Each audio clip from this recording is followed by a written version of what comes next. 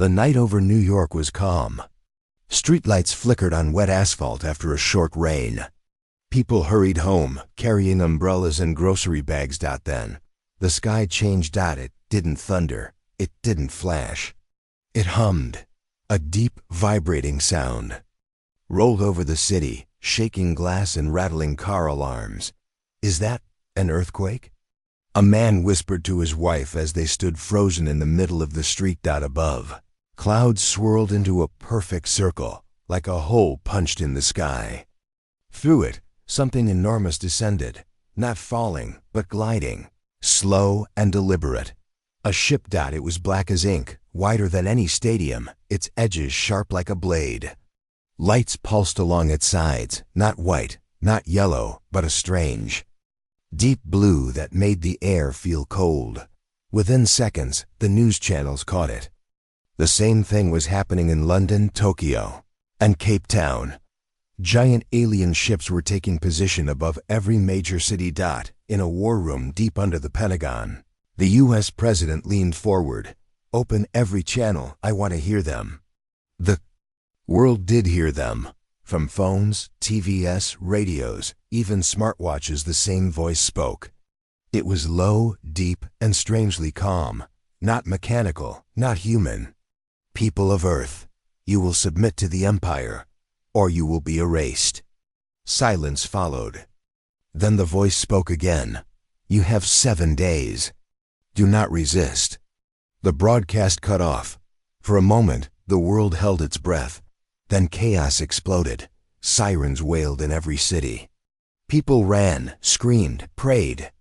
Stock markets crashed within minutes. The internet overflowed with shaky phone videos of the massive ships, each one blocking out the sun. In Geneva, leaders of the United Nations gathered.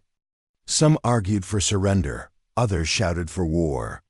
But none of them knew how to fight something so vast, so advanced. In the middle of the argument, an old man in a dark navy uniform stepped forward. His face was lined, his eyes sharp.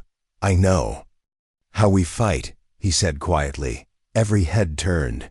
The man's name was Admiral Pierce. A legend, the kind of soldier you heard about in rumors, but never saw. He carried a thick folder, its cover marked with a single black emblem, the president. Frowned. Pierce, is that?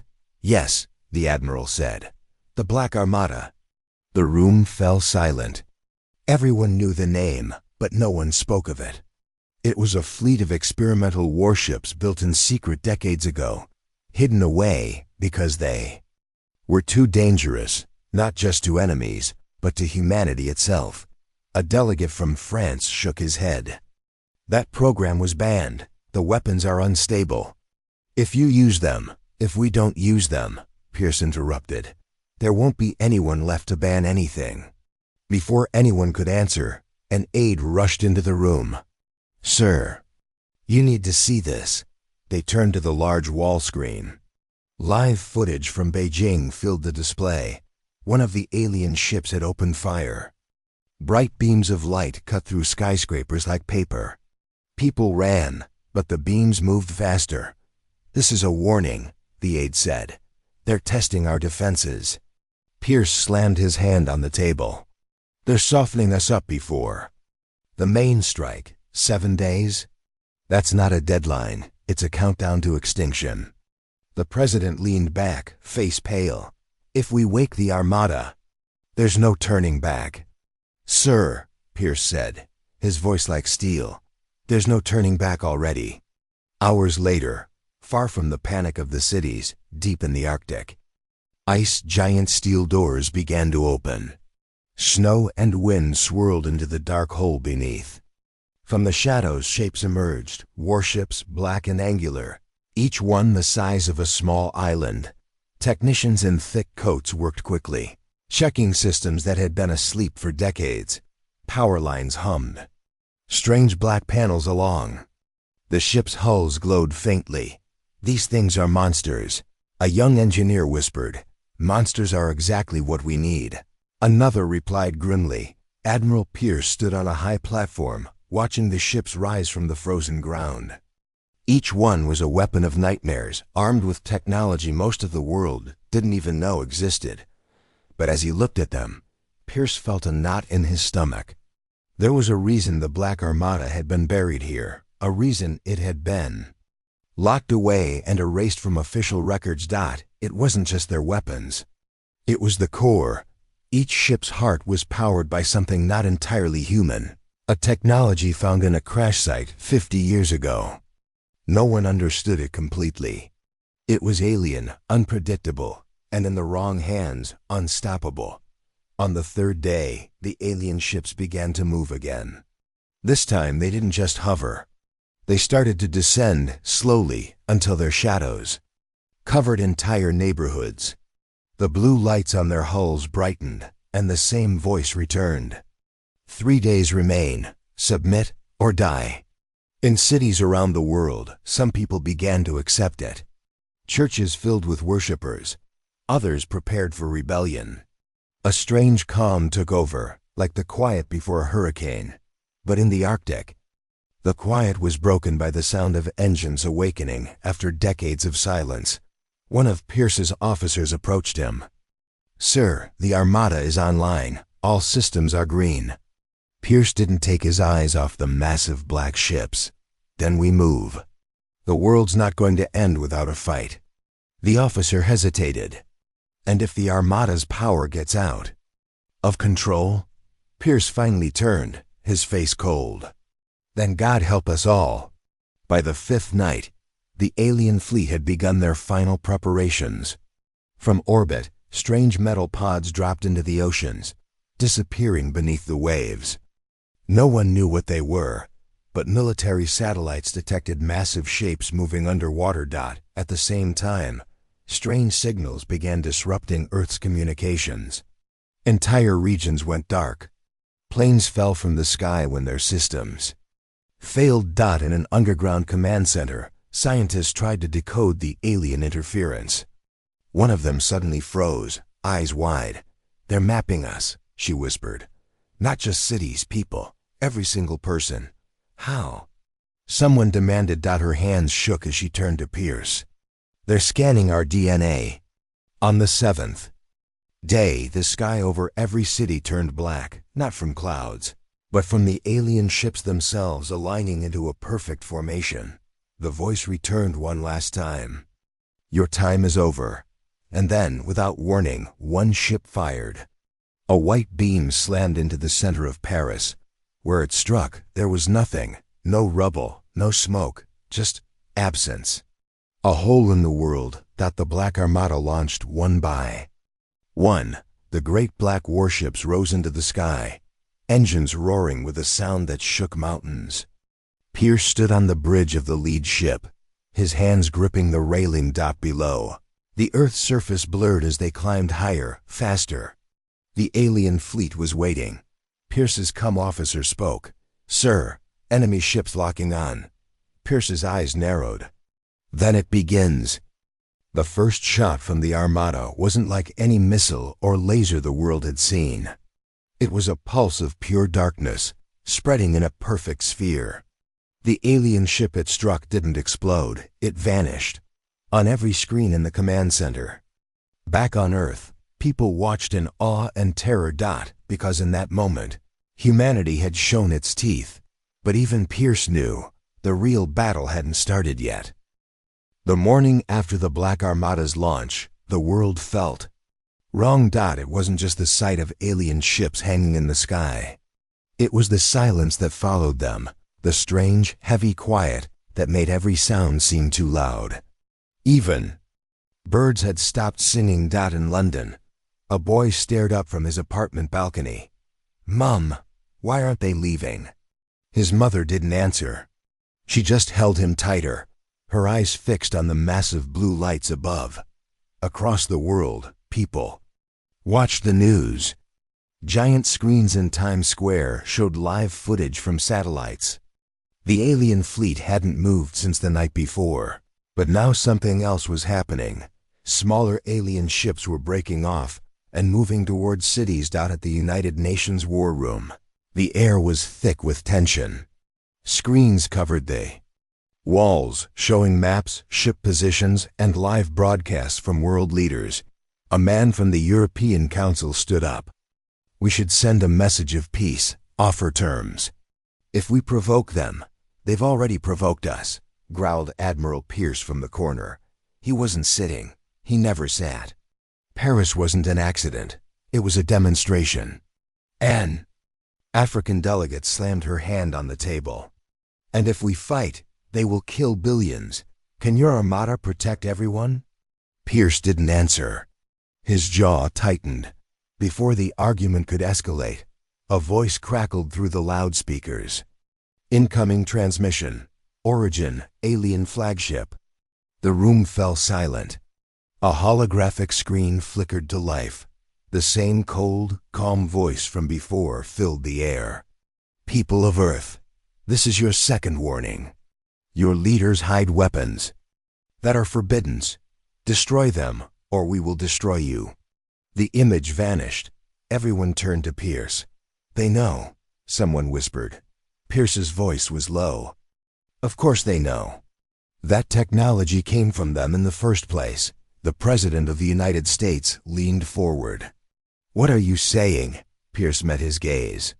I'm saying they're not here just to conquer us. They're here to take back what we stole. By noon, panic spread faster than the alien ships. In Mexico City, people flooded the streets, shouting, demanding the government surrender. In Moscow, tanks rolled through the streets to keep order. In Cairo, looters smashed into shops, taking whatever they could before the end. But in Beijing, the alien scouts made their first move.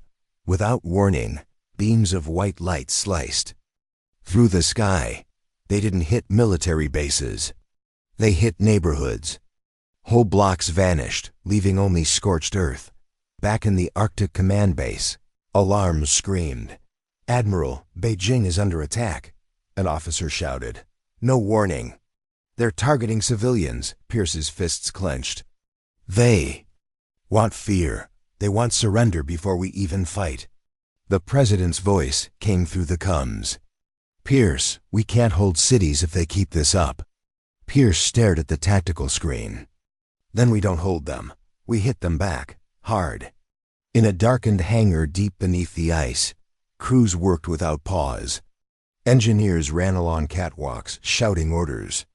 Mechanics checked weapons, loading massive black projectiles into the co-projectiles, into the mechanics checked weapons.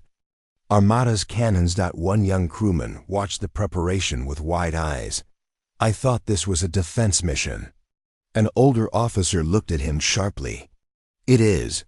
The best defense is to make the enemy fear you more than you fear them. While the Armada prepared, the alien fleet changed formation. Their ships above Tokyo began to move lower. In the Japanese Prime Minister's bunker, advisors crowded around a large table. They're going to wipe the city, one said in a shaking voice. The Prime Minister turned to his military chief. What defenses do we have? Nothing that will touch them, sir. A voice interrupted over the comms. This is Admiral Pierce. Tokyo, hold position. We're coming. The Black Armada broke through the clouds like shadows made solid. The lead ship, Vanguard, roared forward, engines leaving trails of black fire in the sky. Civilians on the ground looked up in shock. Their own warships looked just as alien. As the invaders in the command chair, Pierce gave the order. Target their forward carrier. Fire pulse cannons. The deck shook. A deep, low boom echoed through space as a dark sphere of energy shot from Vanguard's bow. It hit the alien carrier dead center. For a second, nothing happened. Then, the ship folded in on itself. A flash of black swallowed it, and it was gone. No wreckage, no explosion. Just absence. The alien formation faltered. Smaller ships scattered. Cheers erupted on the Vanguard. But Pierce didn't smile. They'll adapt, he said quietly, on the alien flagship. A tall figure in armor made of living metal watched a holographic display. One of his officers hissed, "The human weapon." It is the old power. The commander's eyes narrowed. Then it must be reclaimed, and if they resist, every city burns. Hours later, in the war room, the council reconvened. Some leaders now supported Pierce's strategy. Others still demanded negotiation. A delegate from South America leaned forward. "You don't understand. Even if we win, what will be left? Of Earth? Your Armada's weapons could kill us all." Pierce's voice was cold. "If we don't use them, there won't be an Earth." The president looked around the room. "We're out of time. They'll strike again at dawn." Pierce's eyes locked on the holographic map. "Then we'll be there first." That night, news channels showed alien ships retreating from Tokyo. People cheered, thinking victory was close. But in the shadows, Pierce knew the truth. That had only been the first real clash, because alien reinforcements were coming, and this time, they wouldn't give another warning. The Arctic night was a frozen wasteland. Wind screamed over the ice, and snow swirled in endless white spirals. Beneath it, hidden deep under layers of steel and rock, the most dangerous fleet in human history stirred. Giant hangar doors groaned open, their edges glowing faintly with frost. Lights inside came to life one by one, revealing black, angular shapes sleeping in the dark. "Bring the cores online," Admiral Pierce ordered, his voice echoing through the control chamber. Engineers moved fast, their boots clanging on metal. Floors, thick cables pulsed as energy flowed into the warships. Slowly, each massive vessel's hull began to glow along thin lines, like veins of light in a shadow. One young technician swallowed hard. "Sir, the readings are already spiking." Pierce didn't look away from the glass wall where the Armada rested. "They'll spike higher. Keep going." The lead ship, Vanguard, hummed like a living thing. Then its deep engines roared too. Life shaking the hangar so hard snow fell from the ceiling. A veteran officer stepped up beside Pierce. "It's been 30 years since these ships saw daylight. Are you sure they'll hold together?" Pierce's jaw tightened. "They'll hold. The question is, will we?" In the crew briefing room, soldiers in black combat suits gathered. Each carried a small badge with the symbol of the Armada, a black circle with a single sharp slash through it. Captain stood in front of them. "You all know the rules. Once we launch, there's no turning back. These ships were never meant for peacekeeping. They were built for one thing: total destruction." A young pilot raised her hand. "Sir, I heard the weapons use." "Alien." "Tech?" The captain nodded slowly. "Found in the Nevada crash, 1973. The scientists called it a null core. It doesn't just destroy. It erases matter, energy, everything. Gone. And no one knows what happens to what it erases." The room went quiet. Another soldier muttered, "So, if we fire it, we could be wiping a hole in space itself." The captain didn't answer. He just said, "Strap in. You'll find out soon enough." By dawn, the ships were ready. Massive elevator platforms began lifting them through the ice toward the surface. The sound was like 1,000 avalanches at once. Pierce stood on Vanguard's bridge as sunlight touched its black armor. For the first time in decades, the Armada saw the sky. "Status report," Pierce called. "All systems green," the comm officer replied. "Cores stable, weapons armed." The tactical officer's voice was tense. "Sir, we're picking up alien movement in low orbit. Looks like they're repositioning." Pierce gave a grim smile. "They've seen us, good." In orbit, the alien. Commander watched from his throne of shifting metal. His second-in-command hissed, "The humans awaken their forbidden's fleet." The commander's eyes narrowed. "They dare use our stolen fire. Prepare the cleansing swarm. We will burn their skies." The Black Armada launched from the frozen Arctic. The black warships climbed into the air, leaving trails of burning shadow. Behind them, the ground below cracked and shattered from the force of their ascent. Inside Vanguard, the crew braced against the pull of acceleration. Enemy contacts closing fast. The radar officer shouted, Pierce's voice was calm. Hold. Formation, let them come. The alien scouts screamed through the atmosphere, firing beams of searing white light. The Vanguard's shields flared, absorbing the hits. Return fire, Pierce ordered. The main cannon pulsed once. A ripple of black energy shot outward, expanding like a wave on water. When it reached the alien ships, they didn't explode. They simply vanished, gone as if they'd never existed. Gasps filled the bridge. One young crewman whispered, "It's beautiful." Pierce turned to him sharply. "It's not beauty, son. It's death. Don't ever forget that." But then something unexpected happened. A warning siren blared. The radar screen lit up with a new signal, far larger than any they'd seen before. The tactical officer's eyes widened. "Sir, a dreadnought. Alien Class Omega. It's bigger than anything in our database." Pierce stared at the readings. They weren't holding back after all. The alien dreadnought broke through the clouds like a mountain falling from the sky. Its hull was covered in shifting armor plates that moved like liquid metal. A ring of blinding blue light spun slowly around its center. The alien commander's voice filled every human channel. "Surrender your Black Fleet, and your people may live. Refuse, and you will learn what true erasure is." Pierce's reply was a cold growl. "We're done surrendering." The Vanguard and 2 escort ships accelerated toward the dreadnought. Beams of alien energy lashed out, carving through one escort instantly. The ship split in half, vanishing into nothing before debris could even fall. On Vanguard, the crew fought to keep systems stable. Weapons charged. The gunnery officer shouted, "Fire!" The black pulse smashed into the dreadnought's shields.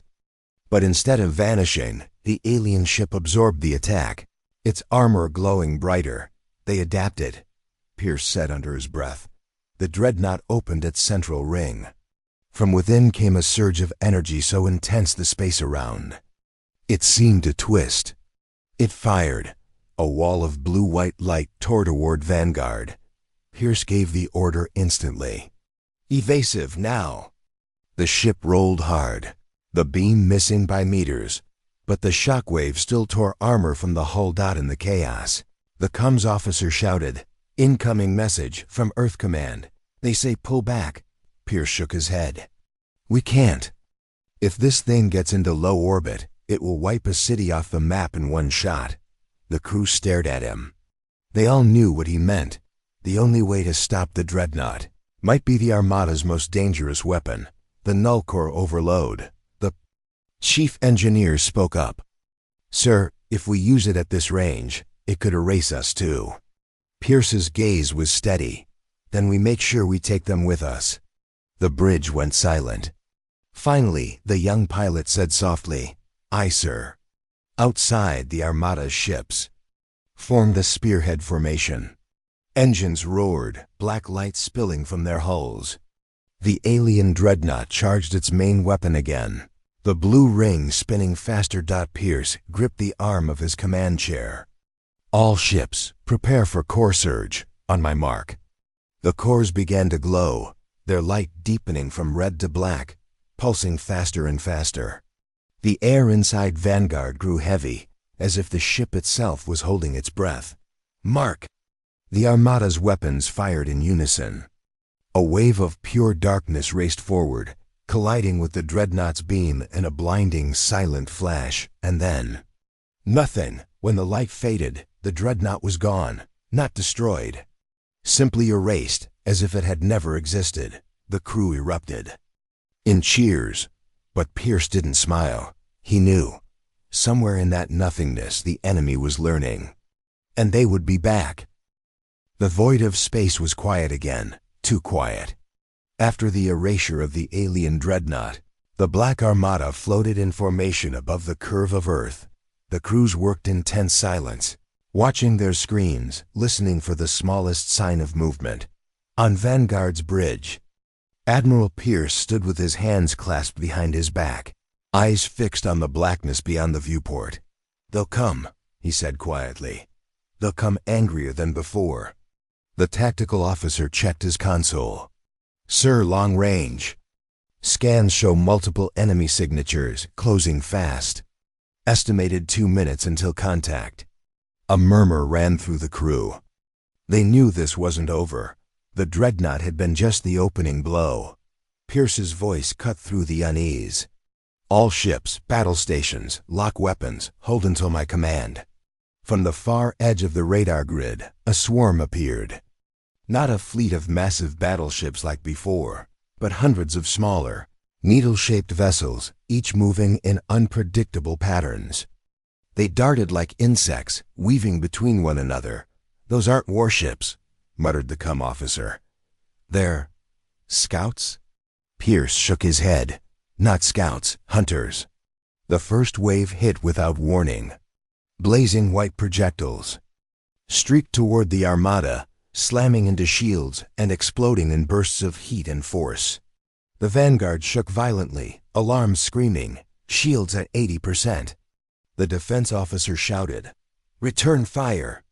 Pierce ordered, black pulses. Shot from the Armada's cannons, erasing swaths of enemy ships in seconds. But for every one that vanished, 2 more seemed to appear. On the alien flagship far beyond the swarm, the commander watched with cold precision. His second hissed, "The humans' weapons are strong, but they cannot fire in all directions." The Fengu. Commander's eyes glinted. Surround them. Force them to split their fleet. And then release the war beasts. In the middle of the battle, the radar officer's voice cracked. "Sir, something's coming out of the swarm." Multiple large contacts. Through the viewport, shapes emerged, massive creatures. Bigger than buildings, their bodies a mix of living flesh and armored plates. Wings like blades sliced through the void as their mouths glowed with inner fire. "What in God's name?" One crewman whispered. "They're alive," said the science officer, voice trembling. "Those are living weapons." The war beasts dived toward the Armada, spitting streams of molten energy that melted armor and fried circuits. One of the smaller human ships, Black Star, took a direct hit. It spun helplessly before tearing apart in a silent flash. Pierce's voice was steady, but his hands gripped the railing. "Target the beasts first. If they break our line, the swarm will tear us apart." The gunners worked furiously, tracking the creature's movements. Black energy pulses hit one beast square in the chest, and it shrieked, a sound so loud. It rattled the hull. Its body twisted unnaturally before dissolving into nothingness. But the others kept coming. In the chaos, an urgent voice called over the comms. "Admiral, this is Raven 2. We've lost navigation. Our systems are scrambled." Pierce frowned. "Scrambled by what?" The science officer's face went pale. "The beasts. They're emitting a field. It's interfering with our null cores." Pierce turned sharply. "Meaning?" "Meaning, if the field gets stronger, we won't be able to fire the main weapons." The alien commander saw the same readings from his side. His lips curled. "Push the beasts into their formation. Strip the humans of their forbidden fire." The beasts broke through the armadas. Outer ring, tearing past human fighters. A deep shudder went through the vanguard. "We're losing weapon systems," the weapons officer yelled. "Main cannon offline." Pierce didn't hesitate. "Switch to kinetic weapons. Load all railguns. If we can't erase them, we'll tear them apart the old way." The vanguard's railguns roared, launching high-velocity slugs into the nearest beast. Armor plates cracked, flesh tore, and the creature spun, thrashing wildly before finally going still. Its lifeless body drifted into the swarm and was torn apart by smaller ships. The crew cheered. But the moment didn't last. A sudden alert blared. Multiple warp signatures. Enemy reinforcements inbound. Space tore open, and alien capital ships emerged, 10 of them, each bristling with weapons. They formed a wall between the Armada and Earth. The cum officer looked to Pierce. "Sir, They're blocking our retreat. Pierce's eyes narrowed. We're not retreating. The alien wall advanced, firing massive energy beams that lit up the darkness. One struck the Nightblade, another of the Armada's ships. Its shields failed instantly, and a second beam sliced it clean in two. Inside Vanguard, Pierce gave the order. All ships, concentrate fire on the center of their line. We break through, or we die here. The Armada's remaining null cannons fired in unison. Black waves slammed into the alien center, erasing two ships instantly. A hole opened. Not wide, but enough. Punch through. Pierce barked. The Armada surged forward, engines howling. Fighters clung to the larger ships for cover. Enemy fire raked their hulls, but they kept going. The alien commander rose from his throne. Let them run. They have shown their hand. The next time we meet, their black fire will fail them. The Armada broke free of the blockade, engines blazing as they raced back toward Earth's upper orbit. Behind them, debris, both alien and human, drifted in the cold silence. On the Vanguard's bridge, the crew sat in exhausted silence. Finally, the COM officer spoke. "Casualty report incoming, sir. It's bad." Pierce didn't answer right away. His gaze was on the stars ahead. "We lived through the first clash," he said at last. "But the next one will be worse." The Black Armada had escaped the first clash, but victory was an illusion. From Earth's orbit, the surviving ships hung in silence, battered and smoking. On the Vanguard, Admiral Pierce stood on the bridge, staring at the holographic map. Red. Enemy markers were scattered across the edge of the solar system.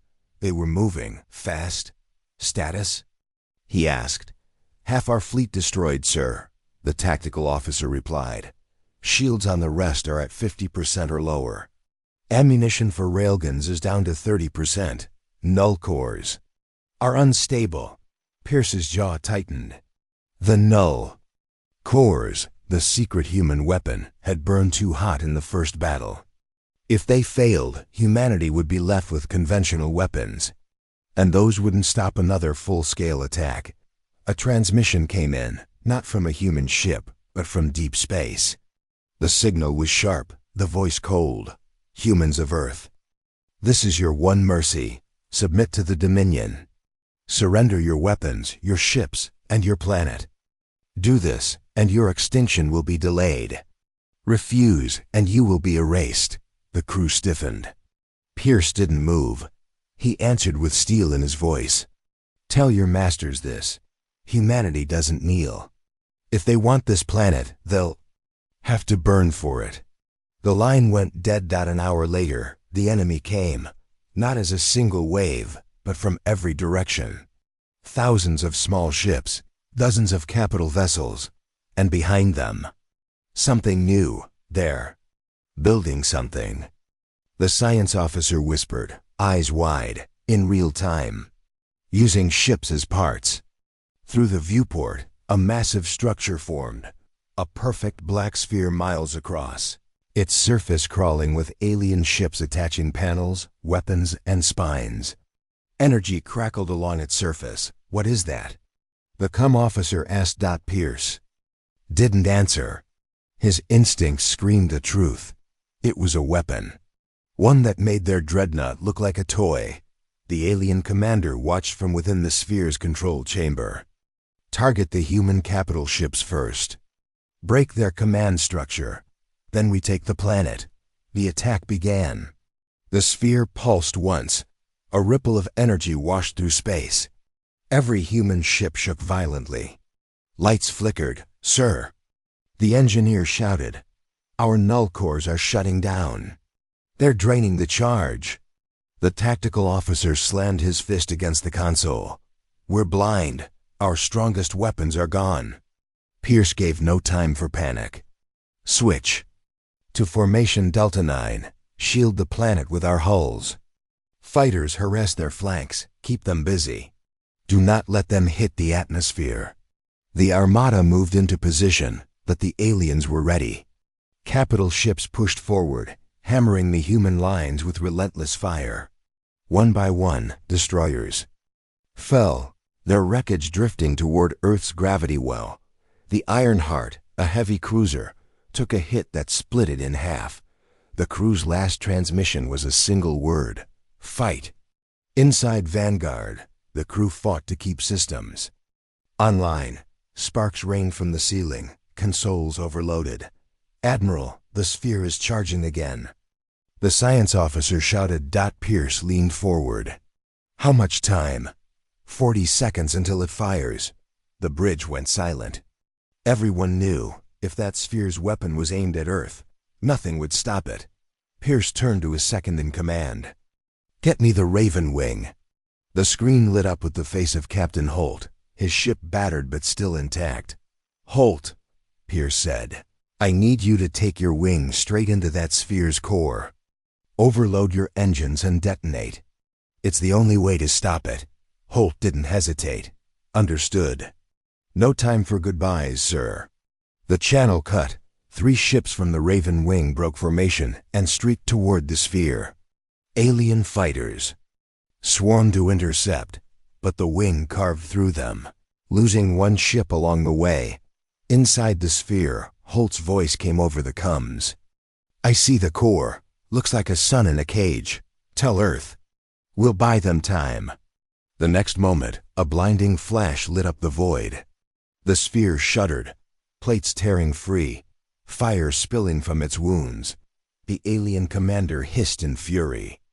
"Stabilize the structure. Continue the attack." But the sphere's main weapon was gone. Without it, the alien fleet's assault slowed. Humanity's defenses held, barely. On the Vanguard, the crew let out a cheer. Pierce allowed himself the smallest nod. "Good work, Holt. You bought us another day." Then the tactical officer spoke, his voice shaking. "Sir, long-range scans show another fleet incoming. 3 times the size of the one we just fought." The bridge fell silent again. Pierce looked out into the darkness. "Then we'll meet them. And if this is the end, we make it an end they'll never forget." The void was restless. Debris from the first battle drifted slowly past the Vanguard's shattered shields, glowing faintly from still-burning fires.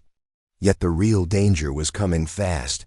The second alien fleet, vast and unbroken, sweeping toward Earth like a storm front. On the bridge, the crew worked in tense silence. No one needed to be told the odds. "How long?" Admiral Pierce asked without turning from the viewport. The tactical officer checked the sensors. 12 minutes until they hit our outer defense line. Another 5 until they reach the planets. Atmosphere. Any word from the colonies? None, sir. Either they've gone dark, or they're gone. In the far distance, flashes lit up space. The enemy's Vanguard ships destroying automated defense satellites with surgical precision. The path to Earth was opening. Commander Hawley stepped up beside Pierce. "We can't hold this line forever. Even with every ship we've got left, they'll break through." Pierce's eyes narrowed. "Then we don't hold forever. We hold long enough for the planet to be ready." The comms crackled. "This is ground command. Cities are evacuating into the deep shelters. Orbital cannons are charging, but..." "Admiral, we won't get more than 2 shots before they're on us." "Then make those shots count," Pierce said. The enemy came into full view. Hundreds of needle-shaped frigates formed a black swarm, flanking massive cruisers that looked like floating fortresses. Behind them were carriers, each big enough to hold a small city, releasing wave after wave of fighters. The center of the formation was worse. A colossal alien dreadnought, darker than space, its hull covered in spines like a living thing. It pulsed with energy, as if breathing. The science officer spoke in a low voice. "That's not just a warship. It's alive." The first clash was instant and brutal. Human destroyers opened fire with railguns, hurling slugs at near light speed. The alien swarm answered with beams that sliced through metal like paper. The Stormbreaker exploded in a white flash, taking 2 enemy frigates with it. Pierce gripped the railing. All ships focus fire on their carriers. If we cut off their fighter supply, we might last another hour. The order went out. Dozens of human ships turned their guns on the enemy carriers, shredding one in a storm of explosions. The victory was brief. A shadow passed over the vanguard. From the alien dreadnought, a massive beam of black energy cut through the fleet, tearing 5 cruisers apart in seconds. The bridge shook violently, alarms blaring, shields down to 30%. Target that thing. Pierce barked. 2 battles were now raging, one in orbit, the other in Earth skies. Enemy dropships broke through the atmosphere, streaking toward the cities below. From the ground, huge rail cannons roared, bringing down some of the invaders. But many slipped through Dot in New Berlin. Civilians huddled in underground shelters as alien walkers stalked the streets above, their legs crushing pavement, weapons tearing through any resistance. Soldiers fought in narrow alleys, using rocket fire to bring down the machines. One soldier's voice came through the comms, ragged with static. "They're in the city center." "We can't hold." The signal cut out. "Back in orbit, Commander." Hale turned to Pierce. "Sir, we're losing too much. If that dreadnought reaches low orbit, it will level the planet in minutes." Pierce's voice was quiet but firm. "Then it never reaches orbit. Prep the Vanguard's core for overload." The crew froze. The core's overload would destroy the ship, and anything caught in the blast. "Sir," Hale said carefully, "you won't be alive when that happens." "I'm aware," Pierce replied. "But if this ship's sacrifice buys Earth a chance, then it's worth it." The tactical officer suddenly shouted, "Sir, there's a transmission coming from inside." The dreadnought, human language. They put it on speaker. A voice, broken and weak, spoke. "This is Captain Holt. I'm inside their command structure. I'm alive, but not for long. I can trigger a chain reaction in their core. But I need you to draw their fire." Pierce felt a rare flicker of hope. "Holt, you mad bastard, do it." The Vanguard roared forward, its guns blazing, tearing into the dreadnought's armor. Alien beams hammered back, smashing chunks off the hull. The bridge shook so violently that panels tore from the ceiling.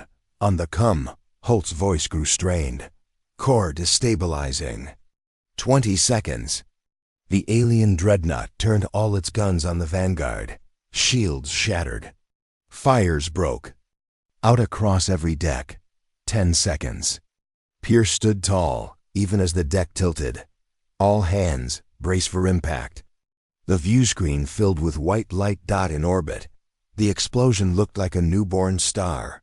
Blinding, expanding, tearing through the dreadnought and every ship around it.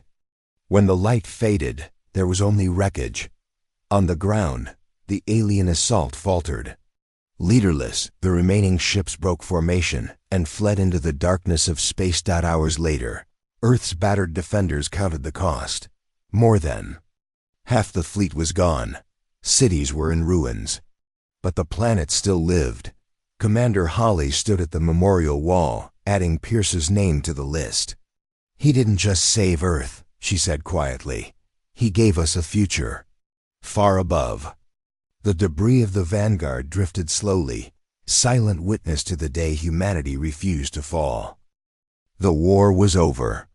At least that's what people wanted to believe. 3 weeks had passed since the destruction of the alien dreadnought.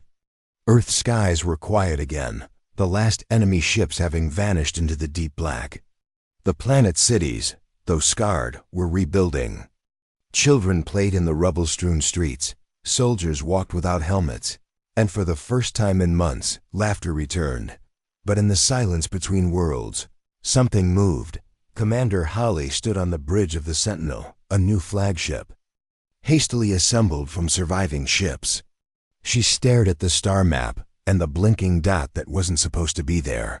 "Run that again," she said to the sensor officer. He tapped the console. "Same reading, ma'am. Object in lunar orbit. No transponder. No response to hails. Size? about 2 kilometers across. Hale's voice was low. That's no asteroid. The Sentinel moved toward the object, accompanied by 2 smaller escort ships. As they approached, the image sharpened. A black, jagged shape, like a shard of night. It's alien, the science officer whispered. But different, not like the ones we fought. Hawley leaned closer to the screen. The hull was covered in strange markings, faintly glowing as if alive. The cum crackled with the escort captain's voice. Permission to scan deeper? Granted. Hawley replied. Seconds later, the escort ship's voice returned, tense. Ma'am, we're picking up a faint energy signature. It's not just debris, it's active. Hale's gut tightened. Pull back. The alien shard pulsed once, then the Sentinel's lights flickered. Systems went dead for 3 seconds, just long enough for every person aboard to feel the weight of absolute silence. When the power returned, the science officer's voice was trembling. Commander, something just sent a signal, outward, past our system. On Earth, in the underground command center, General Ramirez listened to Hale's report with a grim expression. Are you telling me they left this here on purpose?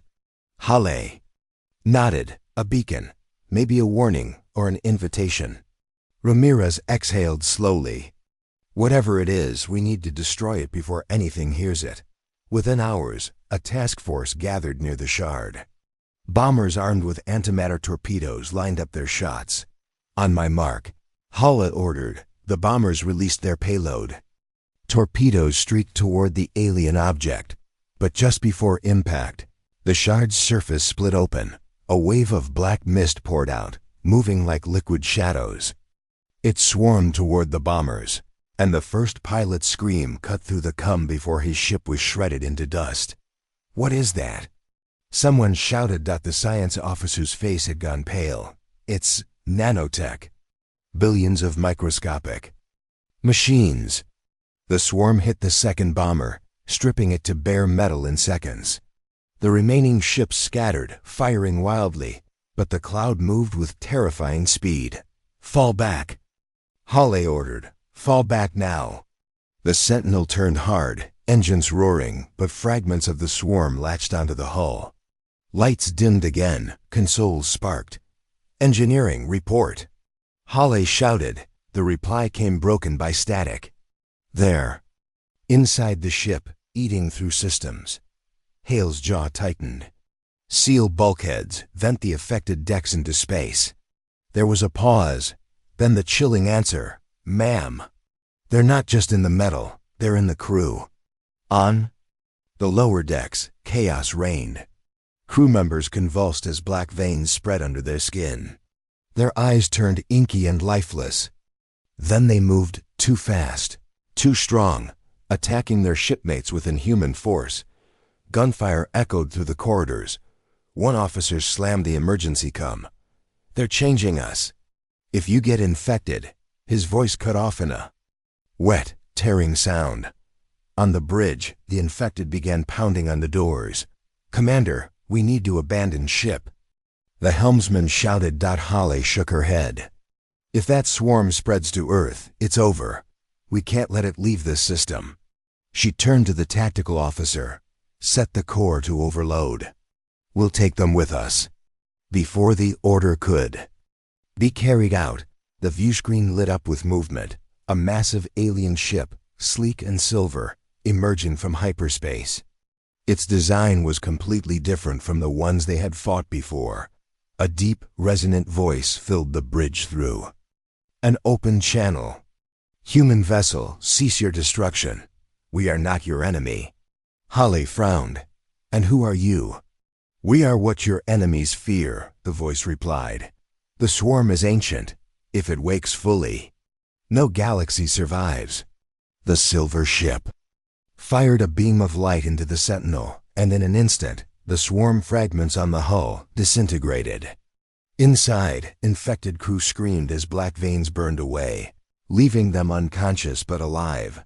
The science officer looked stunned. They neutralized it. Hale didn't lower her guard. Why help us? Because the beacon has been answered, the voice said. More will come, stronger than before. You will need us, or you will be gone. Earth's leaders met with Hale hours later, debating whether to trust these new aliens. Some argued for alliance, others for caution. But in the distance, beyond the reach of human sensors, vast shapes were already moving toward the Sol system, drawn by the beacons. Call Dot, and in the cold shadow of the moon, unnoticed by anyone, a single fragment of black mist clung to a piece of drifting metal. Waiting. The stars were burning in the distance, but for Earth, the darkness was closer than ever. From orbit, the Sentinel watched as the ancient swarm, now fully awake, moved toward the planet. The black mist stretched across millions of kilometers, spreading like living shadow. Every ship and satellite it touched vanished instantly. On the bridge, Commander Hale's hands gripped the console so tightly her knuckles turned white. Status report. The tactical officer's voice trembled. The swarm, it's accelerating. Estimated impact in 30 minutes. All orbital defenses are already gone. 30 minutes? Hale whispered. That's impossible. The crackled. Ma'am. Incoming message from the silver aliens. Hale activated the channel. A sleek, silver vessel appeared on the view screen. Its surface shimmered like liquid metal. Humans, listen carefully. We warned you this would come. The swarm is unstoppable alone. We can help, but the cost is high. You must commit all your weapons and ships to us. We will lead the strike. Earth will survive, barely. Hale exchanged a look with her officers. Can we trust them? The science officer shook his head. I don't know, but we don't have a choice. The order went out. Every surviving ship aligned under the silver vessel's guidance. Orbital cannons, railguns, and even the last null cores were readied. Humanity's final hope was now in the hands of aliens they barely understood. The swarm reached the moon, black clouds twisting and pulsing. Its tendrils lashed outward, destroying the moon's surface, pulling chunks of rock into space. Hal took a deep breath. All ships, hold formation. Wait for the strike plan. The silver vessel's captain spoke over the comms. We will enter the swarm's core. Human ships follow closely. Your weapons must fire simultaneously with ours. Timing is everything. The Armada moved as one, their black hulls glinting in the distant sunlight. Silence reigned, except for the soft hum of engines and the distant growl of the approaching swarm. Then the attack began. The swarm's outer edges lashed out, consuming human escort ships in seconds. Screams echoed through the comms as fighters and capital vessels vanished. In bursts of black energy, Hale's voice was firm. Hold the line. Fire only when we reach the core. Inside the Sentinel, the crew stared at the encroaching darkness, their hearts pounding. The ship shuddered as fragments of the swarm tried to breach the hull, shields at 40%. The tactical officer shouted. Keep steady, Hale barked. We've come this far. The silver alien vessel pierced the heart of the swarm. Its surface pulsed, sending waves of energy that tore through black tendrils. Humanity's ships followed, firing their last rounds. Null cores pulsed in unison, massive black waves colliding with the swarm. But the swarm reacted. A wave of shadow burst outward, hitting the human ships first. One by one, they exploded, sending debris spiraling into the void. Hale gritted her teeth. Focus on the core. Nothing else matters. Inside the core, a massive void appeared, darker than space itself. The swarm writhed, forming a giant shape that looked like a monstrous living ship. Its eye, a glowing red orb, fixed on the Sentinel. The science officer whispered, It's conscious. It knows we're here. Hale ignored him. Fire everything now. Black pulses and alien energy crashed into the core, shaking the void. The swarm roared, a sound that rattled bones and shook the ship. Parts of the core exploded in flashes of black and white light. Suddenly, The silver alien vessel emitted a high-frequency pulse. The swarm screamed, convulsing violently. Hale realized the aliens were sacrificing their ship's energy to destabilize. "The core, ma'am," the science officer said. "If they do this, they'll destroy themselves too."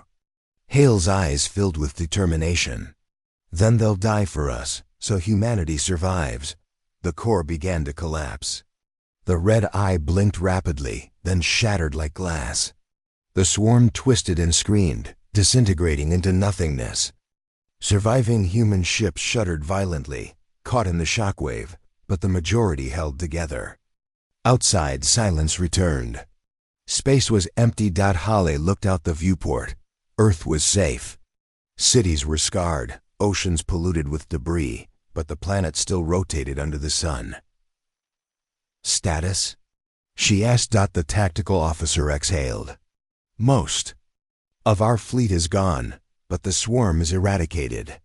The silver aliens, they're badly damaged but alive." Hale nodded solemnly. "Good. Send a message of thanks and caution." The silver vessel's captain responded overcomes. "We warned you. Humanity has potential. But the universe is not forgiving. Survive, and perhaps we will meet again." And with that, the ship's energy signature faded. On the ground, people emerged from shelters, staring at the skies. Fire and ash still hung in the atmosphere, but the stars were visible again. Commander Hale returned to Earth weeks later. Survivors celebrated, but their eyes held the weight of the cost. The war was over, but humanity had learned the truth. Galaxy was not safe. Monsters slept in the dark. Someday, they might awaken again. Hale spoke to the gathered leaders.